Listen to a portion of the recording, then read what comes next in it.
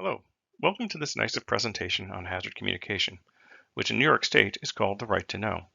Hazard communication is OSHA's standard for working safely with chemicals.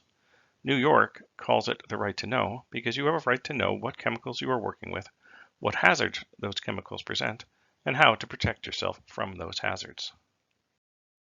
My goal for this presentation is that you will understand the purpose and importance of your hazard communication program, and to make sure you know what a safety data sheet is and how to read one, to make sure you know how to read a label that complies with OSHA's hazard communication standard, and finally, I want you to know how to work safely with chemicals. You have a right to know about the hazards presented by the chemicals you work with, and what precautions you need to take to remain safe while working with these products. The Hazard Communication Standard ensures this by requiring that the producers and importers of chemicals identify and classify the hazards of the chemicals they produce or import. The producers and importers must create safety data sheets and container labels from the information they have about their products. The standard requires that the producers and importers provide the labels and safety data sheets to any company that purchases their product. The containers they distribute their products in, regardless of size, must be labeled. Labels and data sheets must flow throughout the entire supply chain. What this means is that when a producer sells a product to a wholesaler, the wholesaler gets a copy of the data sheet and products in labeled containers. When the wholesaler sells the product to your company, they give your company copies of the safety data sheets with the product. The data sheets and labeled products are then available to you so that you can know the hazards of what you are working with. The Hazard Communication Standard applies to all businesses that use hazardous chemicals in their operations. Almost all businesses in the United States use at least one hazardous chemical. Under the standard, the use of a hazardous chemical requires the employer to have a written hazard communication program. There are several elements to a hazard communication program. The first is an actual written program. The written program sets the rules for how your company or organization will handle hazardous chemicals in the workplace. It sets responsibilities for storage, personal protective equipment, labeling, and emergency situations. The written program will also include a chemical inventory, which is a list of all of the chemicals in use within the organization. The program needs to be kept current. As work in your organization changes and chemicals are added or removed from use, the list and procedures will need to be updated. Safety data sheets are another part of a hazard communication program. Safety data sheets are available for every chemical sold in the United States. Your organization must have a copy of the safety data sheet for every chemical in use in your workplace and even for chemicals you have stopped using. The safety data sheet tells you pretty much everything you need to know about the chemicals you are using at work. Next, we have container labeling. Every container in the workplace must have a label indicating its current contents. Most store-bought products will have a manufacturer's label on the container. Do not remove these. If they are damaged or fall off, relabel the container. The written program will tell you what information to include in this case. The procedures should be the same for replacement labels and secondary containers. Finally, there is training.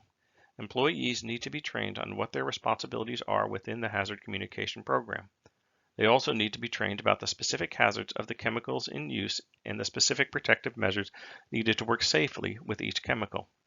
Anytime a new chemical is introduced to the workplace, training about that chemical needs to be provided. A hazardous chemical is defined as any chemical that is known to present a physical or health hazard.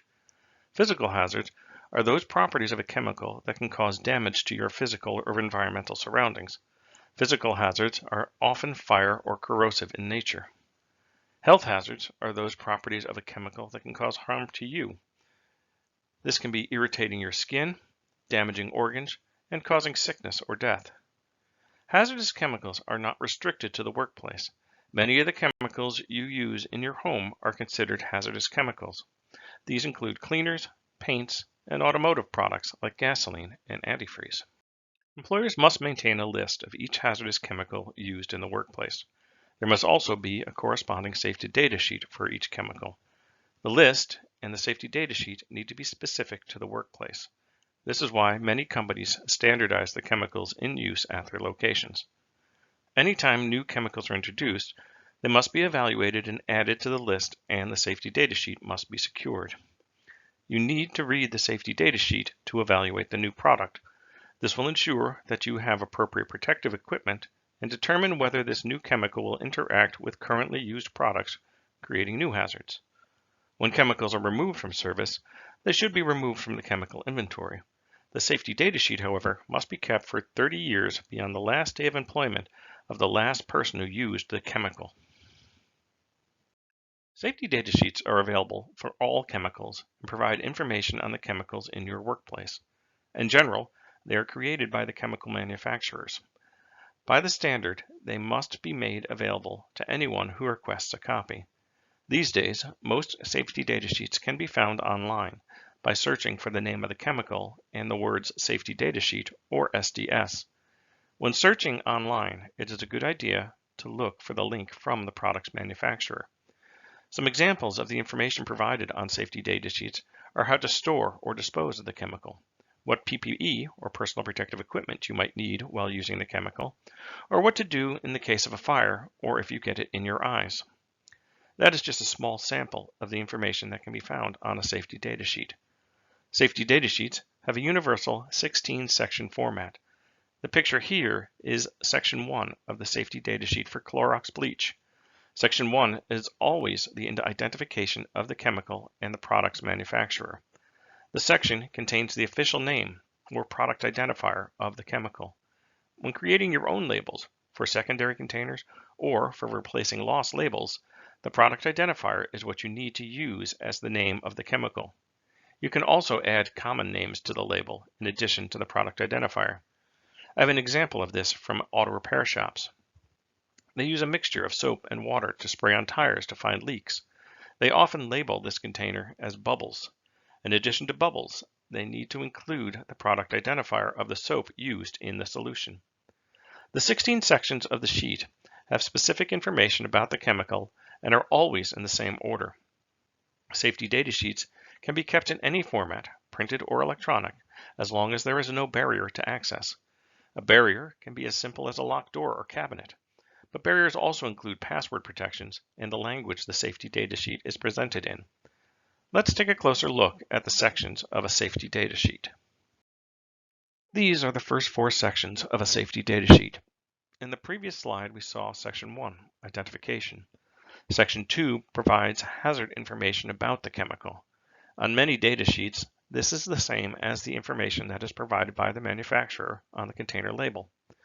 I will discuss labels later in the presentation. Section 3 provides the ingredients. As you can probably tell from this example, not all of the ingredients are listed. It is often the case that only the hazardous ingredients are shown. Very basic information, like the percent by weight of the ingredients included. This is because OSHA allows manufacturers to protect trade secrets. Most household bleach is a solution of 3 to 6% of the active ingredient in water. The next section, Section 4, is the first aid information. This can be very important to you.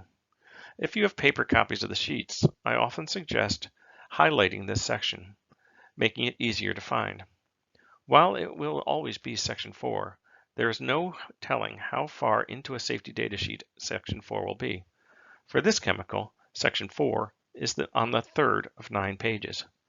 From the data sheet for Clorox bleach, you find out that if you get it in your eyes, you need to be able to flush the eyes with water for 15 minutes and should not induce vomiting if swallowed. The next 4 sections provide information on firefighting, Section 5, and what to do in the case of an accidental release, Section 6. Section 7, Handling and Storage, and Section 8, Exposure Control, are sections with information you would commonly need. Section 7, Handling and Storage, indicates that the product should be kept in a cool, dry place, like everything else we need to store. It also indicates that the container should be kept tightly sealed. When bleach breaks down, it releases chlorine gas. Keeping the container tightly sealed prevents the release of the gas and reduces the rate of breakdown. Another important piece of information is this listing of incompatible products. Section 8, Exposure Control, Personal Protection, is another I suggest highlighting. This section lists the PPE you will need when working with the product. In this case, safety glasses or goggles, and gloves.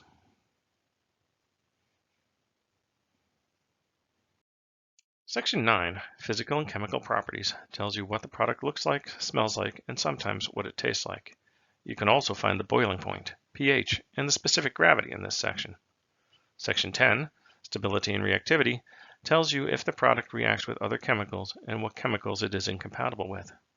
Section 11 lets you know what effects the chemical has on different parts of your body and how toxic the substance is.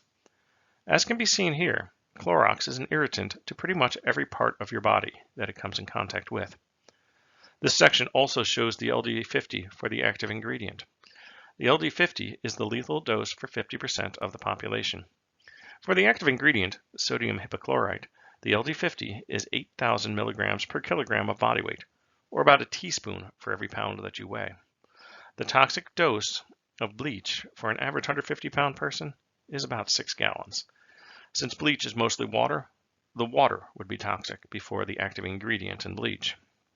In the right amount, anything can be toxic, whether it is cyanide, water, or M&Ms. Enough of it in the right time period is fatal. This is the concept of toxicity versus dosage.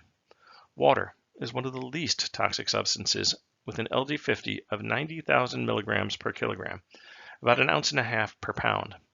It takes a very large dose of water to cause harm. The active ingredient in bleach is more toxic than water, so a smaller dose of pure sodium hypochlorite will cause harm. Commonly used products like aspirin are more toxic than sodium hypochlorite. Acetylsalicylic acid, aspirin, has an LD50 of about 200 milligrams per kilogram.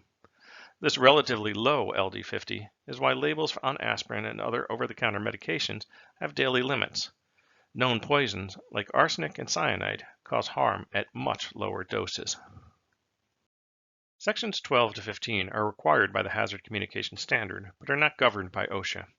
Section 16 is a catch-all section. The information manufacturers include here is not specified by the standard. It will often contain information about the data sheet itself. The Clorox sheet we were reviewing indicates that it was issued on July 3, 2019, and revised on March 6, 2020. Unfortunately, it does not state what the change to the sheet was. Safety data sheets are a very important part of a hazard communication program. Under the standard, you have the right to know what you are working with. The sheets provide this information. It is actually part of your job to understand the hazards presented by the chemicals and how to control them. Reading a safety data sheet gives you the knowledge needed to work safely with chemicals. Labels are required on all chemical containers. While safety data sheets include detailed information on chemicals, labels are shorter, providing immediate warnings and other key information at a glance. All labels on pre-packaged products that are known to present a hazard must contain a product identifier, a pictogram, a hazard statement, signal words, precautionary statements, and supplier information. Let's take a closer look at these requirements. Usually the first piece of information you will see on a label is the product identifier. It is the official name of the hazardous chemical. Identifiers can include the chemical name, code number, or batch number. They will be the same as the product identifier in Section 1 of the safety data sheet. Having the product identifier ensures that when you want more information about a chemical you are working with, you can find the correct safety data sheet. Pictograms are graphic symbols used to communicate specific information about the hazards of a chemical. They give you quick visual clues as to the hazards you might be exposed to. The Hazard Communication Standard pictogram is a red diamond on point surrounding a black silhouette with a white background. If it doesn't have this format, the pictogram you are seeing may be conveying information from some other agency, like the Department of Transportation. There are 9 different hazard communication pictograms. 3 of the 9 pictograms are specific to health hazards. The 3 health-specific pictograms are health hazard, exclamation mark, and skull and crossbones. As you can see in the boxes, specific hazard classes have been assigned to each pictogram. If the chemical is a carcinogen, the health hazard pictogram will be on the product label. If it is a skin sensitizer, the exclamation mark will be on the label. Acutely toxic chemicals will have the skull and crossbones on the label. 4 of the 9 are specifically physical hazards. These are the flame, gas cylinder, exploding bomb, and flame over circle. Again, there are multiple hazard classes assigned to most of the pictograms.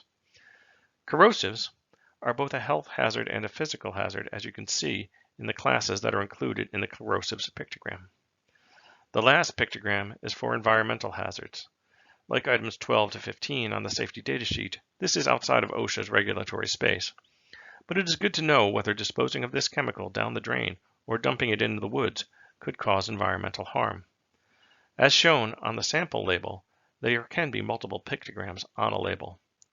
Because there are multiple hazard classes assigned to many of the pictograms, each pictogram on the label will have a hazard statement on the label to clarify the nature of the hazard. Hazard statements describe the nature of the hazard of a chemical, including, where appropriate, the degree of the hazard. Examples include harmful if swallowed and highly flammable liquid and vapor. On this label, you can see that the chemical is a corrosive and is an oxidizer. The hazard statement may cause fire or explosion, strong oxidizer, and causes severe skin burns and eye damage, describe the pictogram's hazard. The pictogram and hazard statement combine to communicate the hazard of the product visually and verbally. As stated on the previous slide, each pictogram will have a clarifying statement. Signal words indicate the relative severity of a hazard. There were only two signal words, danger and warning. Within a specific hazard class, danger is used for the more significant hazard, and warning is used for less severe hazards. If there are multiple hazards with different signal words, the most severe signal word appropriate will be used on the label. There are four types of precautionary statements: prevention, how to minimize risk; response, what to do if there is a spill or exposure; storage; and disposal. This label provides examples of all four. The first several sentences under the hazard statements are prevention statements. The statements include precautions to take while using the chemical and PPE requirements. The last two sentences describe the storage and disposal requirements. The first aid and fire sections below are some of the response statements you will see on product labels. Supplier information is just what the name suggests. At a minimum, this section will include the manufacturer's name, address, and phone number. Like safety data sheets, labels are a very important part of a hazard communication program. Every container must have a label, and the label should be read before using the chemical for the first time, and any time you are unsure of the hazards of a chemical you are using. Secondary containers are containers other than the original packaging for a chemical. Secondary containers are often used when the original container is either impossible or inconvenient to use in your workplace.